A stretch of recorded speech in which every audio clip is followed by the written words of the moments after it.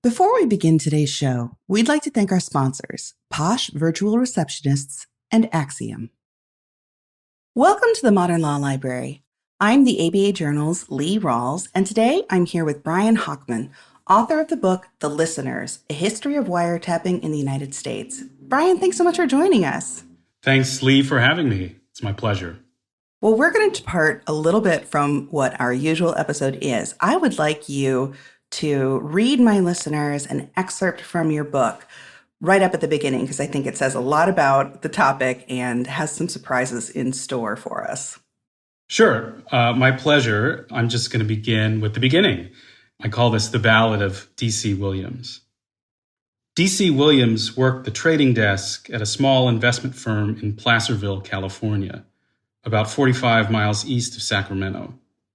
He spent his days doing what most everyone else in the financial sector does for a living.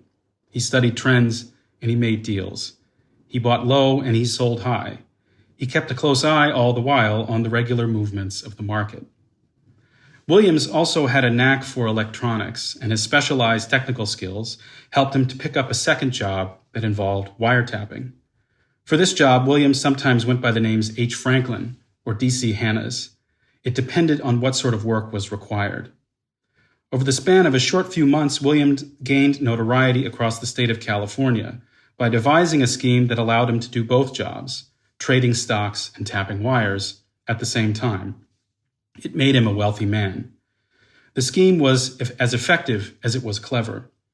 Williams would tap into the communications of manufacturing firms and mining companies in Sacramento and nearby San Francisco, hoping to intercept news of a price quote, a patent application, or an impending sale, anything that a corporate entity would consider confidential. Williams would then relay the news to a syndicate of stockbrokers posted in locations as far-flung as New York and Virginia. The brokers made financial moves based on the intercepted information, returning a cut of the profits to Placerville. The arrangement proved lucrative. Williams's correspondence, later produced as evidence in court, revealed that the members of his syndicate had made a small fortune while their wiretapping scam was up and running. But everything came crashing down when an anonymous tip put the authorities onto Williams's trail. After a brief investigation, detectives in Placerville arrested Williams in the act of tapping the corporate network. He was soon tried, convicted, and sent to prison under an obscure California state statute prohibiting the interception of electronic messages. Reporters covering the case pronounced it a, quote, new chapter in crime, a reminder that advances in communications almost always produce advances in eavesdropping. The year, and here's the twist of the story, was 1864. D.C. Williams was the first American ever jailed for tapping a wire. And as a reader, you got me good with that intro. It is easy, especially as a consumer of pop culture, to think of, wiretapping as something that is under government purview and it's the surveillance state. But you make the point in the book that, actually it's also plenty of non-state actors. Was that a surprise to you as well? Absolutely. I came into this project somewhat by accident after stumbling on to the story of D.C. Williams, the Battle of D.C. Williams, as I call it, buried in the columns of a 19th century newspaper. I had no idea that wiretapping went back that far. As a historian of technology, I should have known better. And I very quickly wanted to find out more, very quickly wanted to learn more about D.C. Williams, more about the history of wiretapping and the age of the telegraph and the telephone and how the past informs the present. And without doing too much digging, I discovered that story had never really been written from the perspective of technological history, political history, and even legal history, which is focused for the most part, as many of your audience members will know, on the evolution of kind of Supreme Court jurisprudence in Fourth Amendment law. There's a far messier story to uncover, and the book tries to tell that story. And it was as surprising to me to uncover it as it was to you in reading it. Yes, and to know that this is not a history of just, say, the past 60 years, this is 160 years. And not only that, but you make the point in the book, it seems like every generation, every era has its own scandal when it comes to wiretapping. When I say wiretapping, I think a lot of people will picture something broader, something that's probably better referred to as electronic surveillance. And that's not precisely what we mean when we say wiretapping and when you narrowed down on the history of wiretapping. So I think it would be helpful for listeners if you could just give a little bit about what wiretapping is and what it isn't. So when Americans use the term wiretapping today, I think we tend to use it somewhat promiscuously to refer to all manner of electronic eavesdropping and electronic surveillance. So the joke, of course, is that your Amazon Alexa is a wiretap, when in actuality, it isn't really. Amazon Alexa devices are known for passively listening to ambient noise, ambient conversation, but it's not technically a wiretap. Wiretapping in the legal sense of the term, in the technological sense of the term, refers specifically to the interception of electronic communications as they travel live from a sender to a receiver. And this is a phenomenon, a practice that dates back to the origins of electronic communications. The easiest way to think about it is to think about someone like D.C. Williams in the 1860s, 1870s, 1880s, literally cutting into the circuitry of the telegraph system and listening in on Morse code as it ticks away. That's how telegraph tapping worked in the 19th century, how telephone tapping worked essentially in the 20th century with a couple of notable exceptions, and all the way up until the 1980s with the birth of fiber optic and digital communications. That's really how the story goes. We live in a much more messy world as the result of those digital communications, fiber optic networks, computers, and all manner of electronic exchanges that we kind of engage in every day. But still, this definition of wiretapping holds, and I think it's very much at the forefront of our communications history, and also the history of surveillance, electronic surveillance as used by law enforcement and private entities as well. So one of the things you do very ably in the book is go through and give us a glimpse at what pop culture tells Americans, or maybe reflects to Americans, attitudes about wiretapping, electronic surveillance. Can you give us an example from the book about, like, let's say, what did people in the 1920s believe about wiretapping? So to start, to answer your question, I should say that wiretapping has been a perennial point of public concern and also cultural fascination since the 19th century. We think of wiretapping as a kind of secret, shadowy phenomenon, usually carried out by agents of the state. But it turns out that that's a very recent, relatively recent version of the story. In the 19th century, all the way up into the 1920s, really, wiretapping was associated with criminals, with the criminal element. And this is because in the 19th century, most wiretappers were con men, like D.C. Williams. These were individuals who had a knowledge of the telegraph system and who used America's growing dependence on electronic information for their own criminal benefit. So these were more like modern day hackers. They were the hackers of their time. Yeah, exactly. I think that's a good way, a good analogy, a good way of imagining them. Wiretapping is, in short, a dirty business conducted by crooks and criminals, certainly not by agents of the state. This is an important context for understanding how wiretapping comes into the aegis of state surveillance in the 1920s. The 1920s is the heyday of Prohibition-era bootlegging and Prohibition-era wiretapping. And one argument that Americans lodged against the Prohibition Bureau's pretty widespread use of electronic surveillance tactics to bring down bootlegging syndicates was to make the argument that wiretappers themselves were criminal. This wasn't an activity that upstanding agents of the law should be using. So this is an important story for understanding some of the watershed legal decisions that are handed down in the 20s, most notably Olmstead v. United States, one of the landmark Fourth Amendment cases in the 20th century. Yes, privacy is an important part of the debate that the justices are having. Definitions of private property, whether electronic surveillance constitutes a search or a seizure. I mean, these are important debates that the justices are having in the Olmstead decision, but they're also having a debate alongside it about whether wiretapping is even ethical at all, whether it's actually the domain of the crooks and the con men. Just to break in, many of my listeners probably heard about Olmstead in law school, but I know not all of them have gone to law school. Could you tell us a little bit about Olmstead, the case? This was 1928, I believe. So yes, 1928, but the story begins in 1925, a couple years earlier.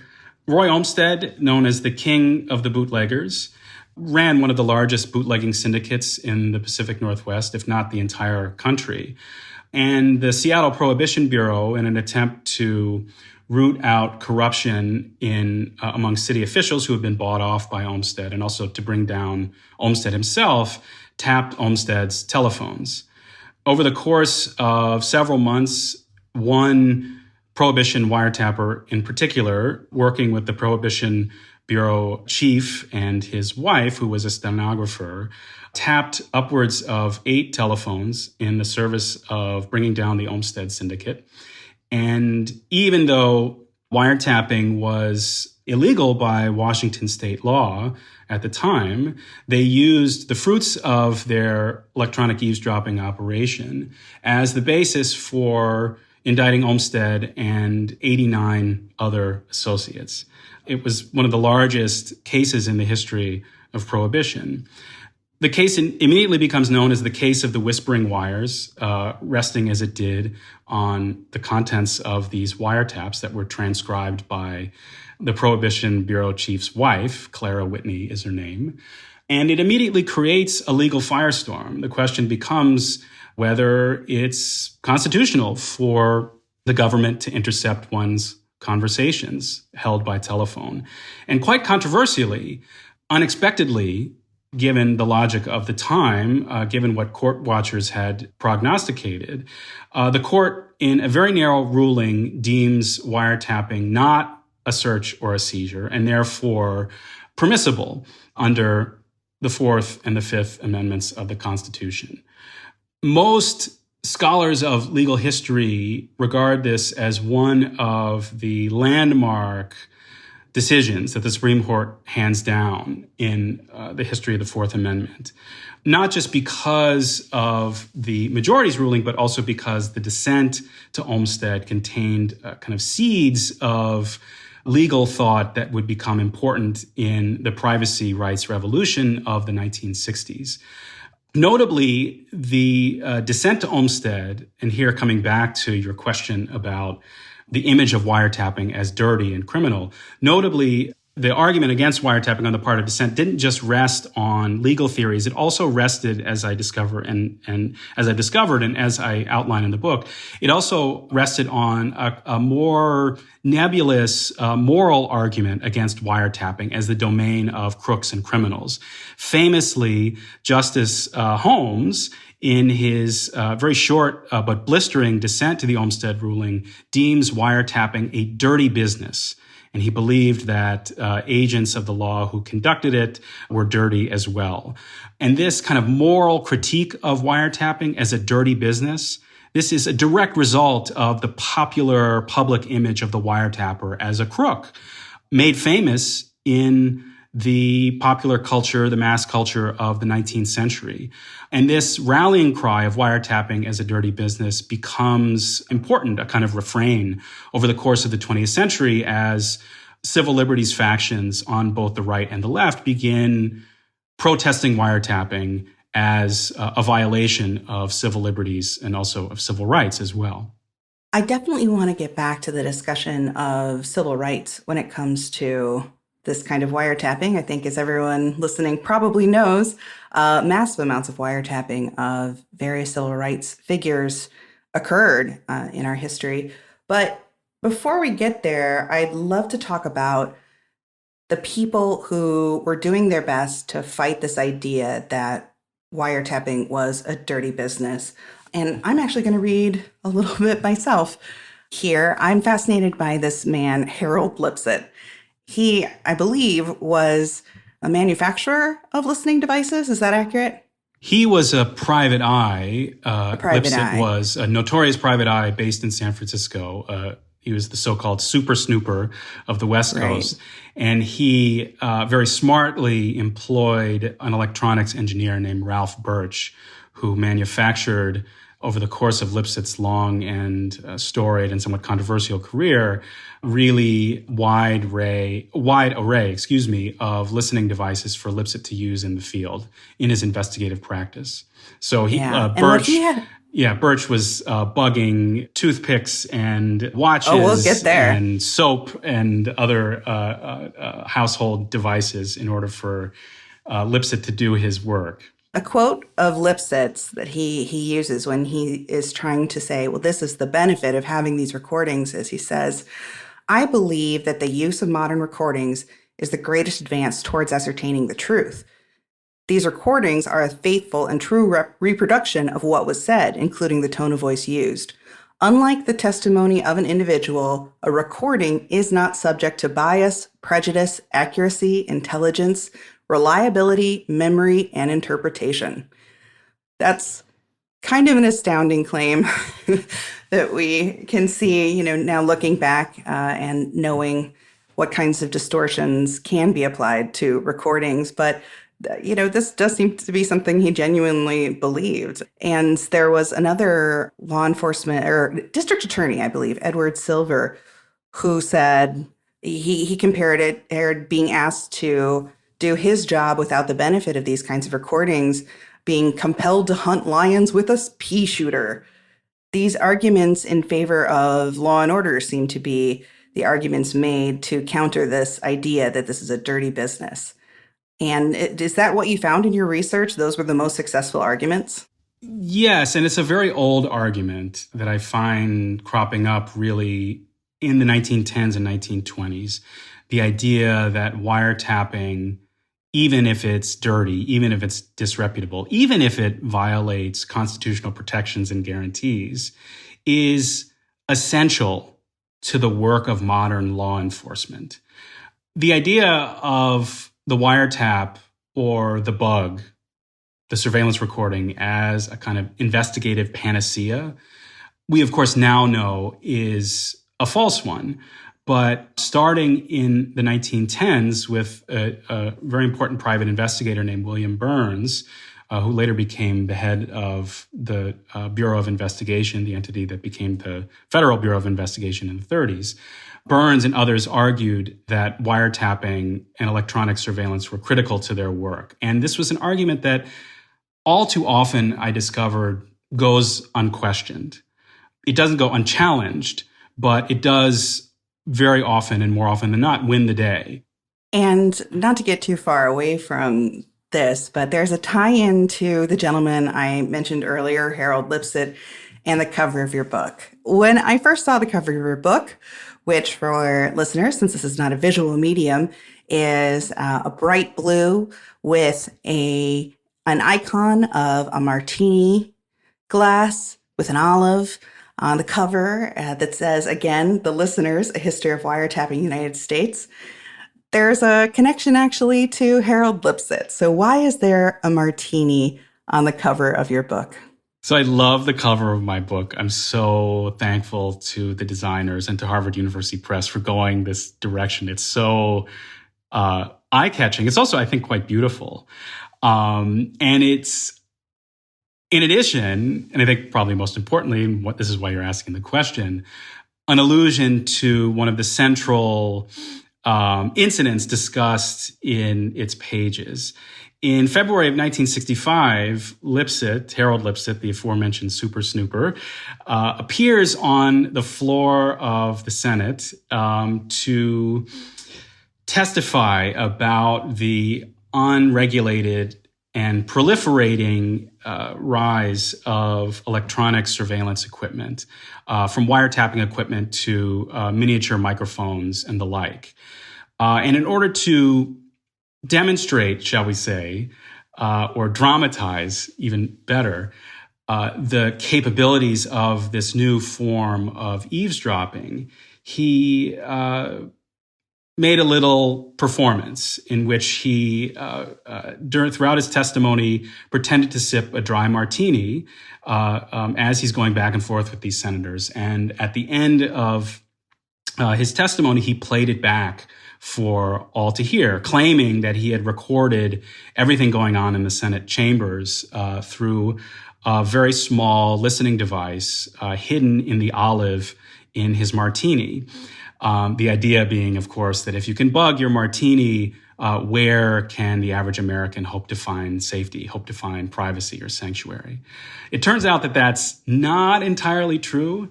Electronics don't famously do great in liquid. Water, gin, it's going to short out. But even though the martini olive transmitter, as it came to be known, the Pry martini, rather than the dry martini, wasn't technologically feasible. And even though Lipset had in fact recorded his conversation from a bug planted in a flower pot, not in his martini glass, the image of the Pry martini became a shorthand for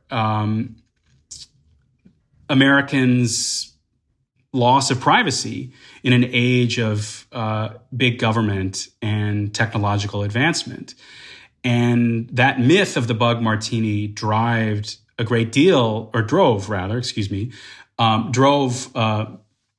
a number of the landmark privacy debates that happen in the late 1960s and early 1970s, despite the fact that it wasn't actually a technological possibility. It was never used in the field or anything like that.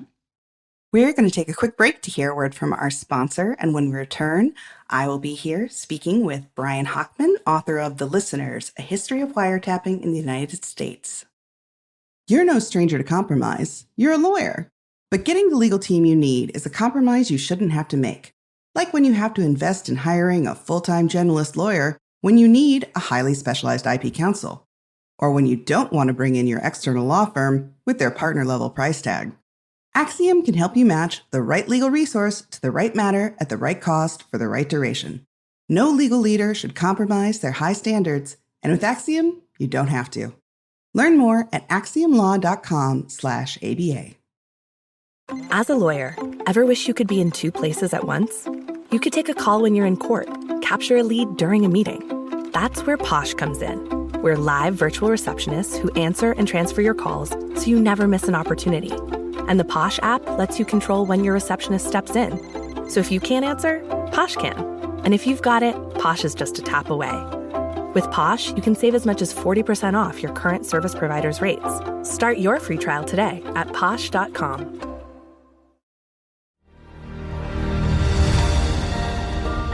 In a world that's constantly changing, the law and how it's practiced must also evolve to keep up with those changes. The ABA Journal's Asked and Answered podcast dives into the compelling stories surrounding lawyers' personal and professional lives. I'm your host, Stephanie Francis Ward, and each month I bring on a new guest to explore their involvement with our dynamic legal ecosystem. For the stories that bring the law to life, follow the ABA Journal's Asked and Answered podcast, part of the Legal Talk Network.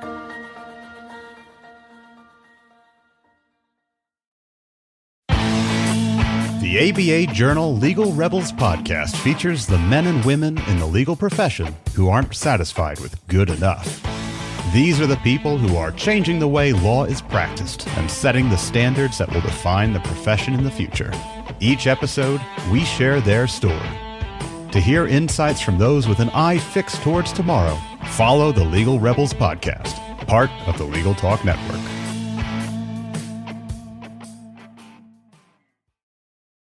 Welcome back to this episode of the Modern Law Library. I'm here still speaking with Brian Hochman, author of The Listeners, A History of Wiretapping in the United States.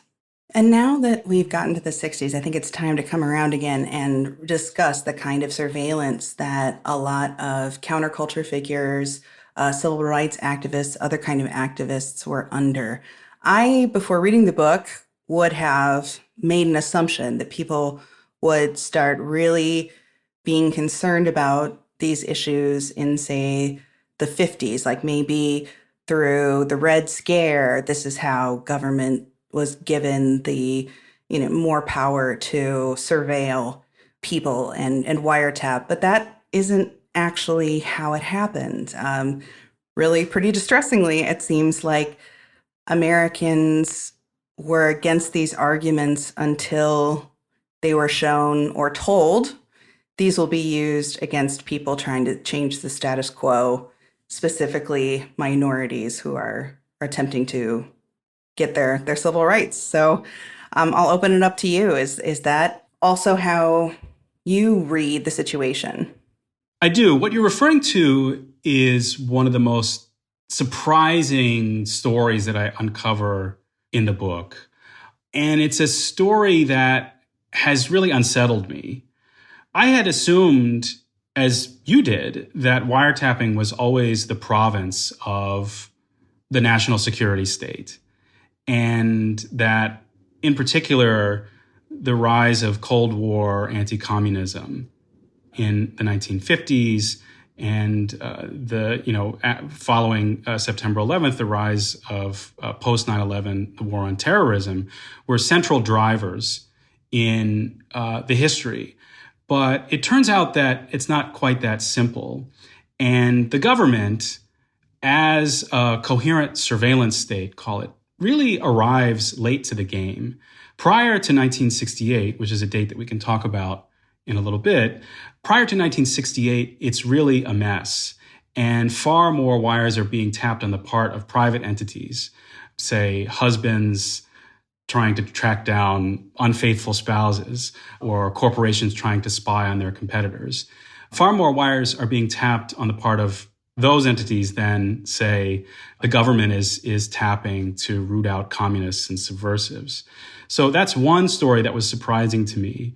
The other story is that most Americans didn't really like wiretapping. They thought, along with Justice Holmes, that it was a dirty business.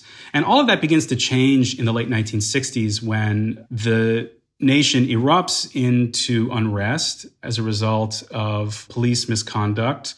And generally speaking, the rise of the Law and Order Coalition in the 1960s won the day in convincing Americans that wiretapping was essential to policing America's streets. And this is a really important story. I think it suggests that wiretapping and the surveillance state more generally aren't merely the product of the policing of dissent or of subversion, say of Cold War anti-communism, but instead of the rise of law and order. So there's an important politics of race that goes into the normalization of wiretapping in the 1960s. And this wiretapping, I'd say, remains normal today as an investigative technique. We don't quite question it in the use of routine criminal investigations as a result of the triumph of this law and order way of thinking. One thing I also found interesting, and looking back, I guess it makes sense. So listeners, you may be aware of whether you live in a one-party or two-party consent state when it comes to recording anyone. And you may know that in different states, it may be legal to record someone without their knowledge, whereas in other states, it is illegal. And wiretapping similarly had a really patchwork application across the states versus one federal standard.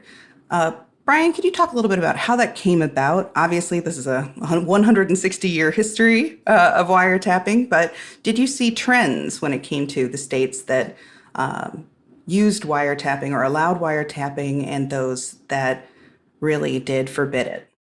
It's hard to generalize given what a chaotic mess the story of state-level wiretap and electronic surveillance law is up until the federal standard comes into effect in 1968 with the passage of Title III of the Omnibus Crime Control and Safe Streets Act. It really runs the gamut. Some states, like California, which has the oldest law against wiretapping in the country, were very early to the game, banning wiretapping as early as 1862, as California did. And others like Connecticut followed suit in the late 19th century. Most of these laws, importantly, were not laws designed to protect consumer privacy, but instead laws designed to protect the property of communications companies, the proprietary equipment of the telegraph industry, in short, and the telephone industry following it. So California has a robust system. So does Connecticut. So does New York, starting in the 1890s. Their laws are revised again, famously in the 1930s, late 1930s. Other states have more lax wiretapping laws, Illinois, Louisiana. There are permissive states, there are prohibitive states, but most states, it should be said, until the late 1960s had no laws whatsoever on the books, which really means that tracing this history from the perspective of Supreme Court, U.S. Supreme Court jurisprudence is somewhat insufficient. This is one of the surprising things that I found. It also means that the story looks quite different after 1968, when the federal standard emerges, when Title III is passed. This is when we can really start to talk about, I think, a monolithic surveillance state that is the result, as I've indicated, and as I argue in the book, of the rise of law and order politics rather than Cold War anti-communism. One of the primary source materials that you found and talk about in the book is fascinating in its own right, and this is the eavesdroppers. This was, I'll let you tell it. What is the eavesdroppers?